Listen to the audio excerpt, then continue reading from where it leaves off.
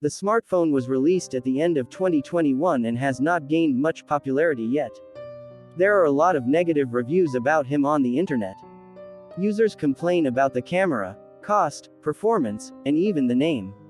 An interesting, albeit very specific, point is that the gadget has a built-in lock. By pressing the button on the side, you can physically turn off the camera and microphone. If you are afraid of wiretapping, a smartphone for you. But what about the stuffing? Is the phone worth the money?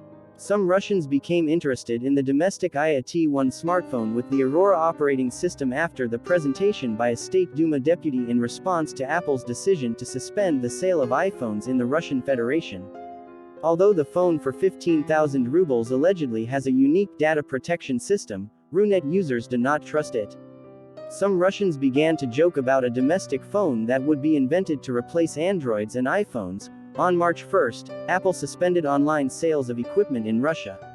We didn't have to wait long. On the 2nd, State Duma Deputy Maria Butina presented the Russian AYYA T1 smartphone from the Rostec State Corporation.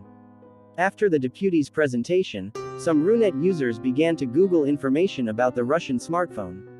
It turned out that the AYYA T1 model went on sale back in November 2021. The gadget will cost the buyer about 15 to 19,000 rubles.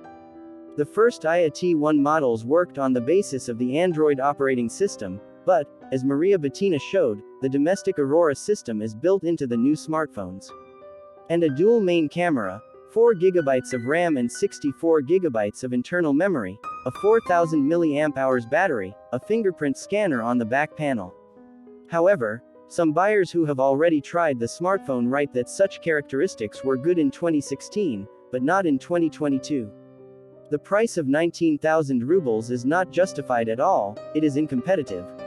The camera was considered good for 2016, but not the beginning of 2022.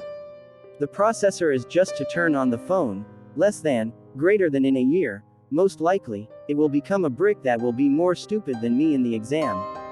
Screen resolution of 720p is nothing at all. RAM is a different story. In the current realities, 4 GB is not enough, 6 at least. Despite the promises of manufacturers to protect the personal data of the owner, while the Russians are distrustful of the domestic smartphone.